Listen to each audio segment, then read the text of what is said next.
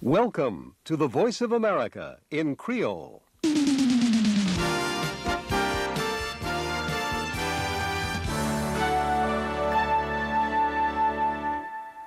Mesdames, Messieurs, bonsoir, bienvenue sur le programme La Voix de l'Amérique là pour jeudi 21 septembre 2017 là, depuis Studio 18 là dans Washington. Moi c'est Serge Rodriguez, ma nouvelle nous va développer après-midi à Haïti, Nations Unies. Président Jovenel Moïse mettait un message devant l'Assemblée nationale, Assemblée générale de l'ONU, pardon, quand il parlait entre autres de programme de développement gouvernement liant pour le pays d'Haïti.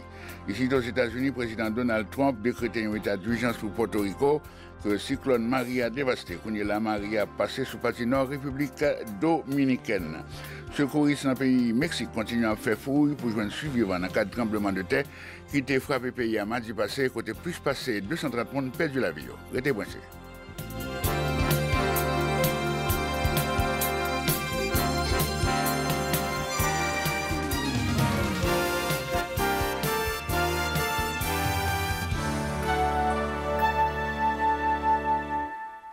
Haïti, Nations Unies, président Jovenel Moïse mettait un message devant l'Assemblée générale de l'ONU, côté il parlait entre autres de programme de développement gouvernement liangien pour le pays d'Haïti.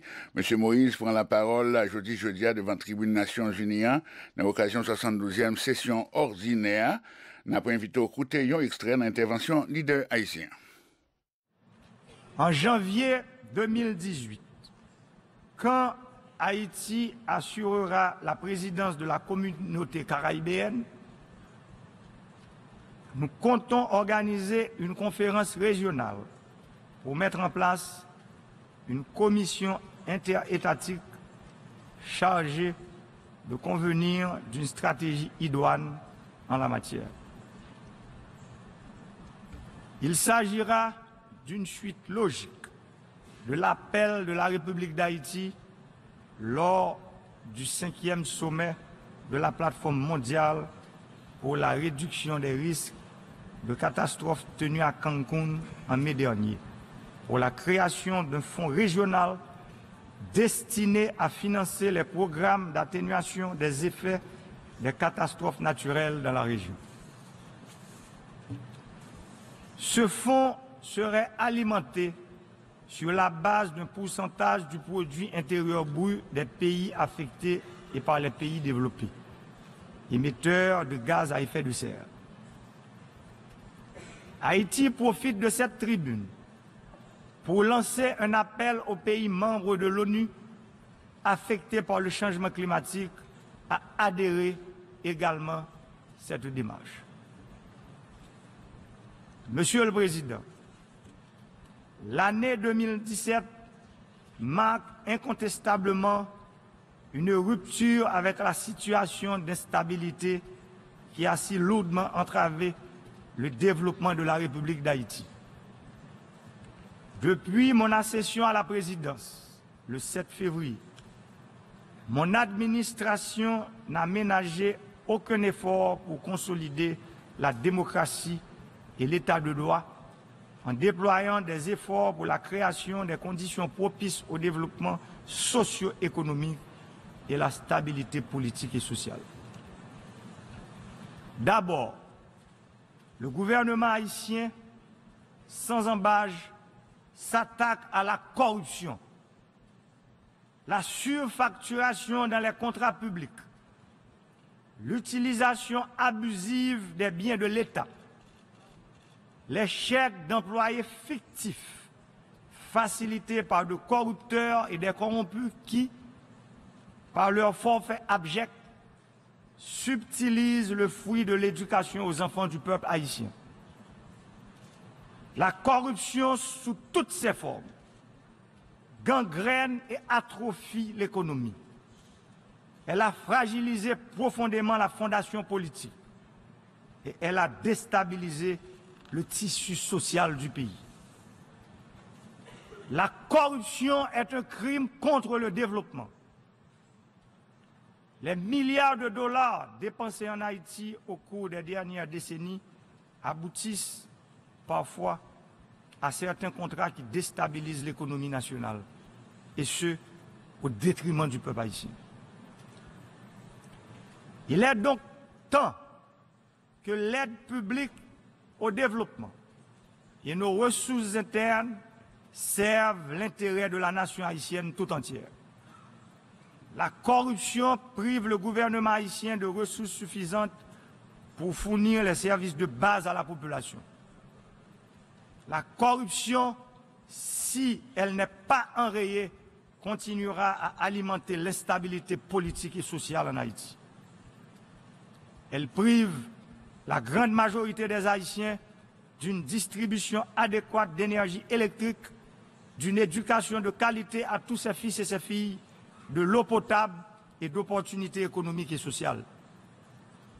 Pour renverser ce phénomène dévastateur, le nouveau leadership haïtien mène une lutte acharnée contre la corruption. S'agissant de l'administration publique, le gouvernement s'attelle, à travers 5 priorités dégagées des objectifs du développement durable, de concert avec le Parlement, à renforcer les institutions républicaines pour mieux fournir aux citoyens l'accès aux services publics. Cette politique se concrétise par la caravane du changement, une stratégie conçue pour fournir l'électricité 24 heures sur 24 à l'aide des énergies propres, rebraser le pays, gérer l'eau de surface, irriguer les terres agricoles, curer les rivières qui constituent une menace environnementale et combler le déficit de logement et de 12 000 salles de classe à travers le pays. Aussi, s'agissant de l'état de droit, les mesures en cours visent à garantir l'indépendance et à accroître l'efficacité de l'appareil judiciaire, renforcer la lutte contre la corruption, la contrebande et l'impunité, renforcer la sécurité publique par l'amélioration continue des capacités de la police nationale, parallèlement à la remobilisation en cours des forces armées d'Haïti. Désormais, doté d'une nouvelle orientation clairement axée sur le développement et ce, conformément à la Constitution. Si la communauté internationale a passé 13 années à appuyer la sécurité nationale et publique d'Haïti, si à chaque catastrophe naturelle, les pays amis viennent au secours du peuple haïtien, cela indique que le pays a besoin d'une force de défense. C'est pourquoi Haïti, après le départ de la MINUSTAH, par étapes, mettra en place une force militaire pour accomplir 3 missions. Une unité de génie capable de contribuer aux grands travaux d'infrastructure et qui peut intervenir après les catastrophes naturelles. Une unité d'aviation capable de former des jeunes en mécanique aéronautique et en pilotage d'aéronefs et d'hélicoptères suite aux catastrophes naturelles. Une unité médicale capable de soigner les victimes de catastrophes naturelles et de soigner les résidents des endroits les plus reculés. Sur le plan économique, malgré la faiblesse des ressources nationales, le gouvernement mobilise tous les leviers dont il dispose pour permettre à l'économie de renouer avec la croissance. Déjà, par un agenda législatif conjoint des pouvoirs politiques, 8 des 9 lois pour améliorer le climat des affaires ont été promulguées cette année. De même, par sa politique énergétique, mon administration prend les mesures nécessaires, mais politiquement périlleuses, pour remettre l'économie d'Haïti sur le chemin de la croissance et créer des emplois décents pour la population, surtout pour les jeunes qui sont inquiets pour leur avenir. Dans cette perspective, l'Office de management des ressources humaines, l'OMRH, dans le cadre de la réforme de l'État, a débuté le recrutement sur concours de 12 000 jeunes cadres afin d'insuffler une nouvelle dynamique dans l'administration publique. Ils remplaceront les fonctionnaires qui sont en âge de retraite. Nous sommes déterminés à fournir d'autres alternatives, surtout aux couches les plus vulnérables, pour qu'elles n'aient pas à s'expatrier, parfois au péril de leur vie, à la recherche d'une meilleure condition d'existence.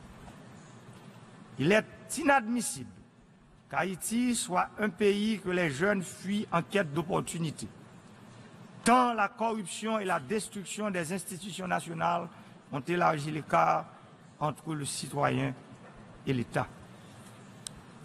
C'est pour nous l'occasion de remercier tous les pays amis de la région qui accueillent des migrants haïtiens sur leur territoire.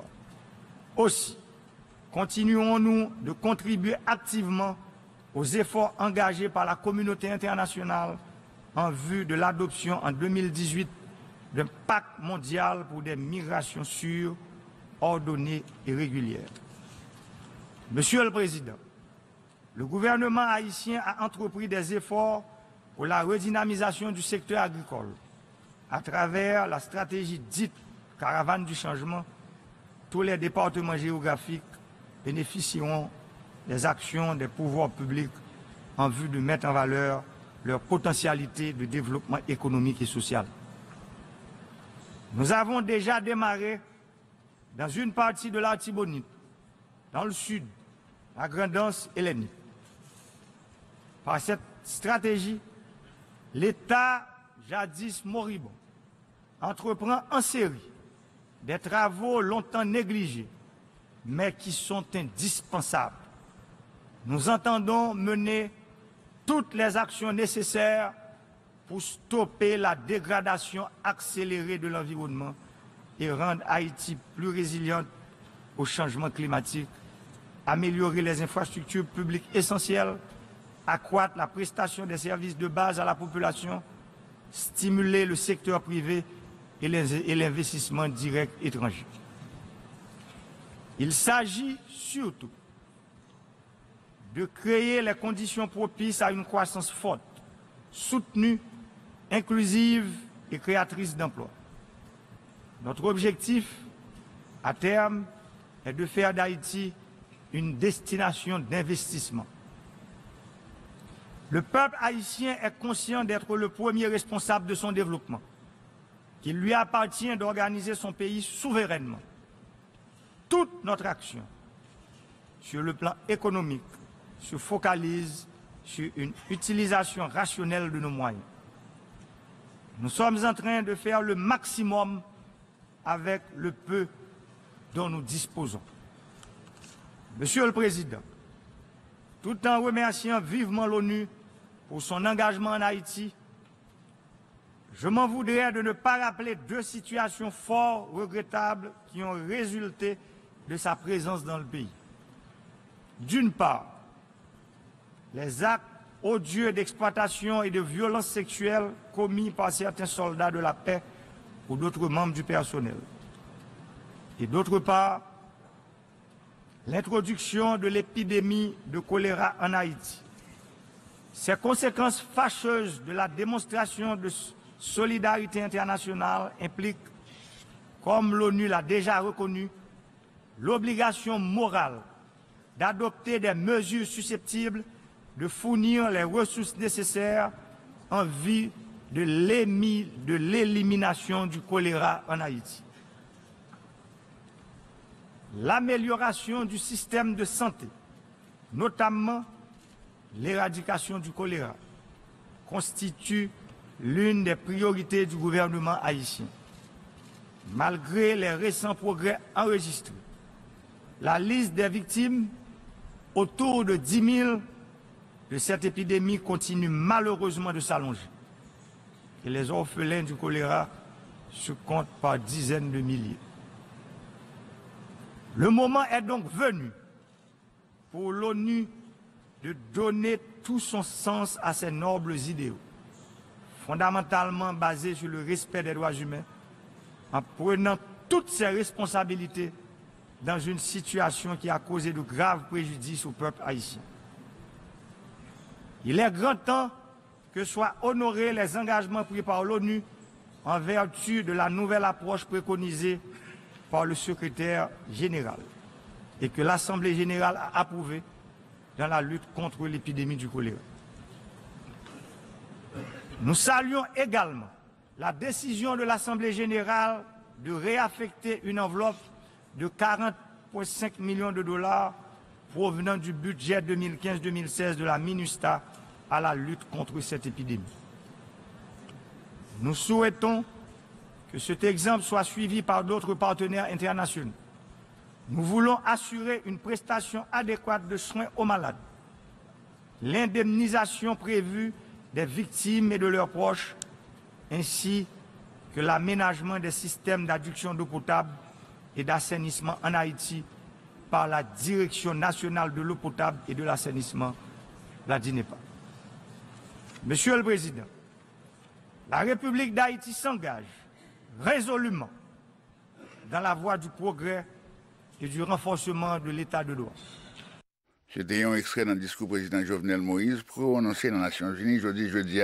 Leader plateforme Petite Dessalines, un leader opposition, ancien sénateur Moïse Jean-Charles, qui a réagi sous discours, fait qu'on est chef l'État haïtien raté une belle occasion pour t'expliquer vision concernant problèmes politiques, économiques et sociaux du pays d'Haïti avec l'autre grand dossier mondial.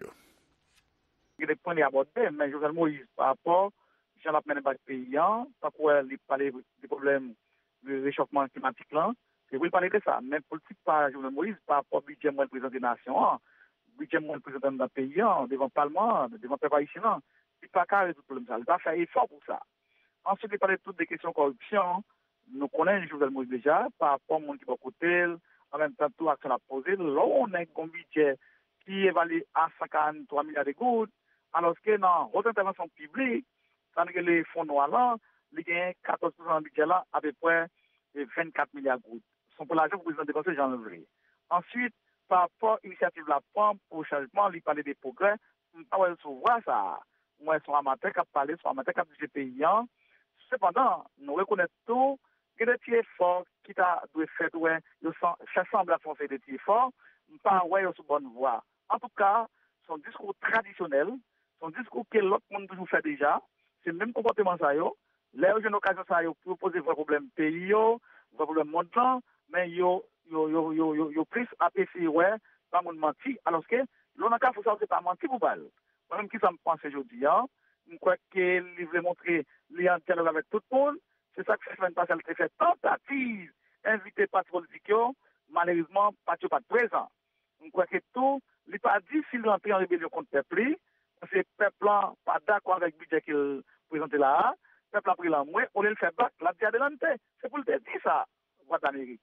En tout cas, je crois qu'il y a l'occasion pour te poser un problème pays, un problème mondial, et nous avons dit tout, c'est adieu. Moi-même, je pense que maintenant, c'est que c'est une occasion Haïti de gagner pour te une fois encore réitérer volonté nous comme pays qui te voit signal clair par l'humanité, que nous ne sommes pas d'accord avec l'esclavagisme, nous ne sommes pas d'accord avec question et monopole, nous ne sommes pas d'accord pour que les gens quittent toujours dans le système esclavagiste dans le monde là, nous sommes toujours défendre l'intégrité de la souveraineté, ils n'ont pas essayé de faire ça.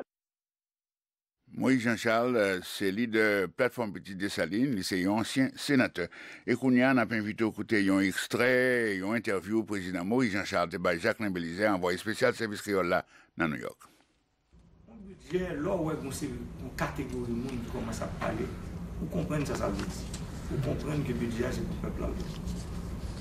Parce que moi-même, moi bien pouvoir peuple là, même son mandat que j'ai au premier tour des élections du 20 novembre. Moi, j'ai mandat ça. Moi, j'ai pour mener le pays à bon port. Mais il y a des décisions là contre corruption. Moi, je connais que les décisions ça, il faut être courageuse.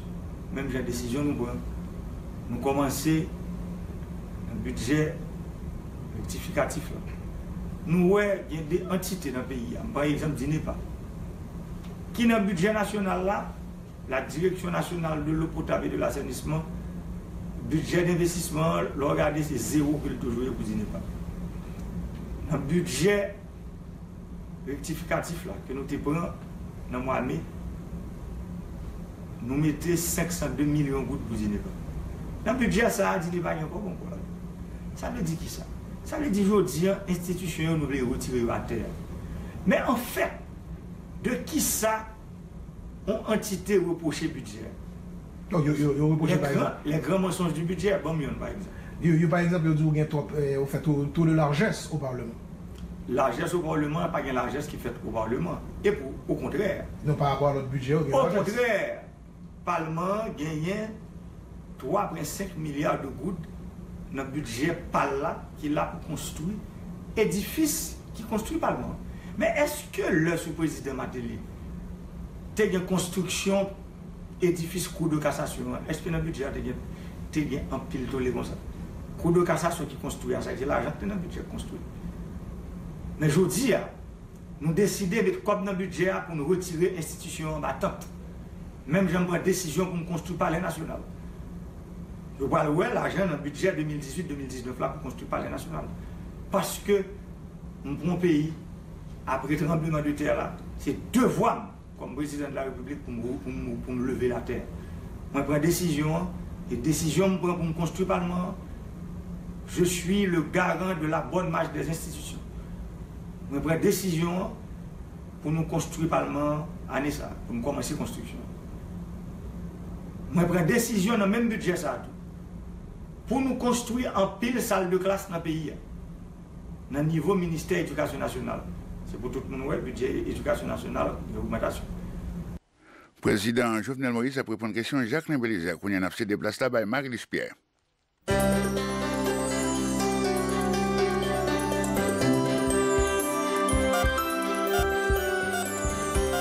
Dans la rubrique santé nous aujourd'hui, nous allons parler de gonorrhée, qui est une maladie qui trappée dans le contact sexuel.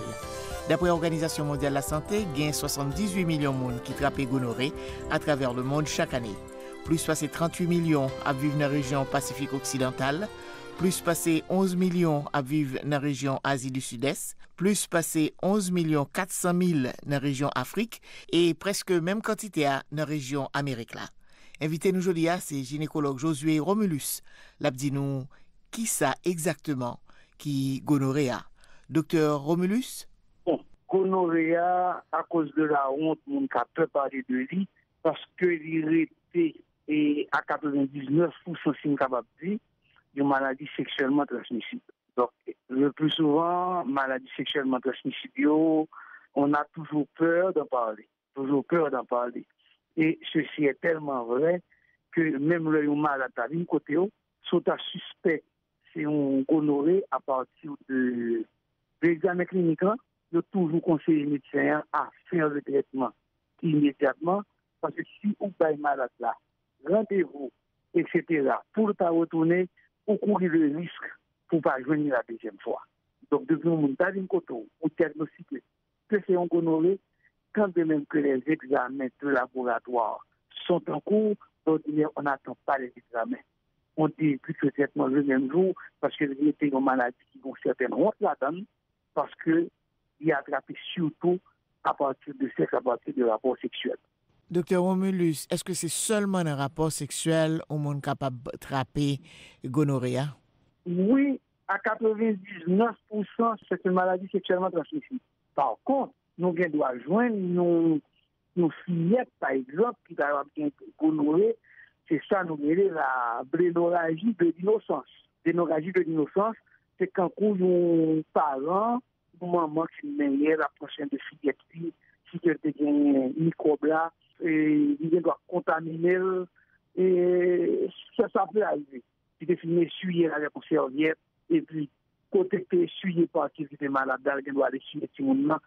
Ça peut arriver, c'est ce qu'on appelle la blénorragie de l'innocence. Autre bagage, bon, ça arrive même un petit peu plus là, c'est si mon monde a gagné, dans le côté même monsieur qui a contaminé, on l'autre côté encore. Mais, je vais regarder dans le sexe directement, la contamination pour la blénorragie est uniquement une contamination sexuelle. Docteur Josué Romulus, c'est un obstétricien gynécologue. Il a parlé avec nous depuis Port-au-Prince, dans le pays d'Haïti. Édition après-midi arrivée dans Boutli. Au revoir tout le monde.